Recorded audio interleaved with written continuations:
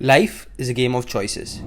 Sometimes they're good, sometimes they're not. Sometimes they're made by us, and sometimes they are not. My story with choices began at the end of 10th standard, where students are segregated into three different categories: science, commerce, and arts. And from there on, the flaws of our Indian education system became more and more visible. In India, people tell that बेटा अगर तुझे future के बारे में clarity नहीं है तो engineering कर ले क्योंकि बाद में कुछ ना कुछ तो कर ही लेगा. And the same thing happened with me. I took up engineering. Yes. And during my JEE days, our teachers used to tell us that धोखे से या तो धक्के से अगर आए हो तो इस रेस में दौड़ में लग जाओ. Though I am really grateful that I took up engineering, I realized later that that was the point when the rat race began and we restricted an individual with the choices he had. There is no surprise that India produces a number of engineers which is more than the whole population of Switzerland. And even then, Switzerland ranks number 1 in terms of research and innovation.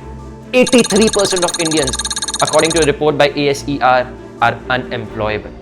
83% of educated Indians are unemployable. Why? Why do we restrict students to a course curriculum?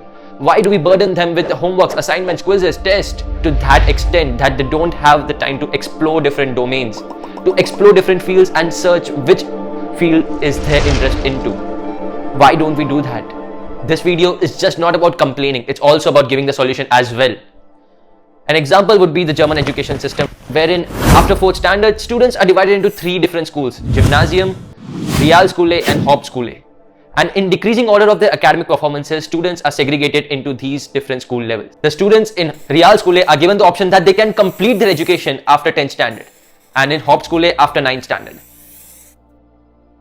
These choices give them the opportunity to explore their field of interest. They can take up vocational skills and then start earning money by doing jobs like driving, carpenting, painting.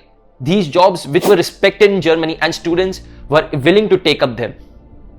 A big difference in society and its norm in Germany and India is that they see each and every job equal. In our country, we see that people say that अगर पढ़ेगा लिखेगा नहीं तो क्या मिस्त्री बनेगा? मिस्त्री बनेगा. In Germany, that's not the case. Every single job is equally respected, and that is something which is important for our country as well, so that we can create more opportunities and, more importantly, diversify the opportunities so that we have a youth which is well versed in every field to take this country to the next level. Rattebazi, a term which every Indian student would be familiar with. While being in college, I have realized that we are imparted with a lot of knowledge that is we just mug up for exams, forget the next day without knowing any practical use of it. And to find its reason, we must go back to history. When Britishers ruled India, they had 2 major problems. First, a lack of medium to communicate with Indians, and second, a shortage of people who could do small petty jobs and just follow instructions without asking many questions, a job which didn't require much creativity. And to achieve their purpose, in 1835, Lord Thomas Babington Macaulay passed the English Education Act and established the modern education system. A system which promoted clerkivity and degraded creativity. And sadly for us, that system prevails today. Today, we see the trends of millions and millions of people running after government jobs, UPSC exams, and running after jobs of a clerk just for the sake of job safety. Today, we have to realize that in this ever-changing world, there are job opportunities arising every single day. Career opportunities like ethical hacking, social media marketing, digital marketer. These terms which weren't heard 5, 10, 15 years before are major careers today, which have the potential of exponential growth. Creation is the core in making this nation what it has the potential to become. We must realize that world is changing and we must change as well. With the world going ahead in such a fast pace, with metaverse, NFTs, cryptos coming at us at an insane speed, it's scary to imagine how we would as a nation cope up with an education system which is 250 years old. We must make an effort to make the curriculum flexible.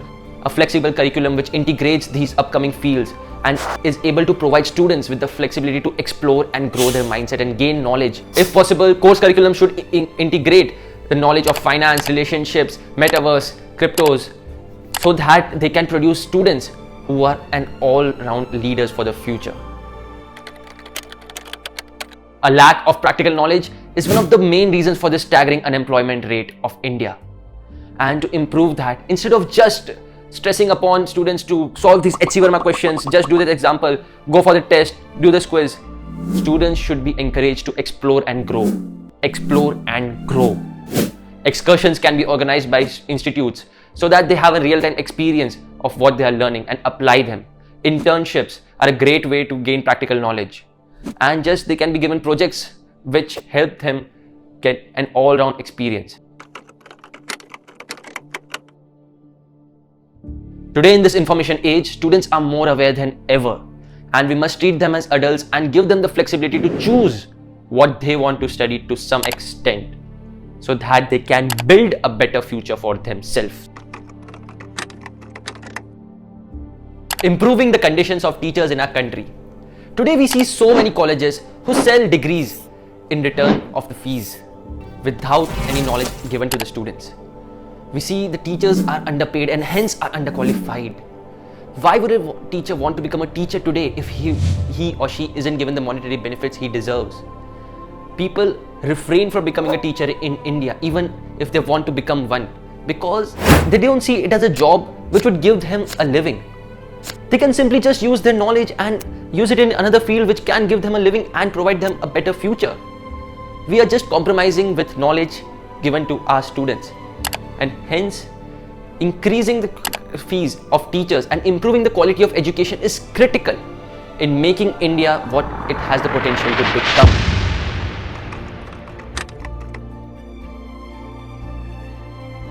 Why isn't education for all? Why is the tuition fees being increasing every single year? Economically weaker sections of the society can't afford it.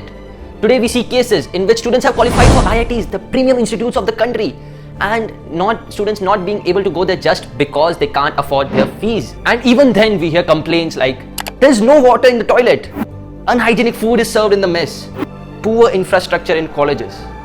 All this really leads us to ask the question, does India really want to educate Indians? And in the end, I would just like to give an advice from one of my seniors in BITS. He said that at the end of college, even if you don't find a job, if you are able to find what you want to do in life, that would be priceless. And to reach that state, you must explore. Explore. I would just emphasize on this word, explore. And with that, I hope that you got some value out of this video. If you want to explore the world of YouTube, you can check out this video. And just, I really appreciate you watching this video, and let's make India great again.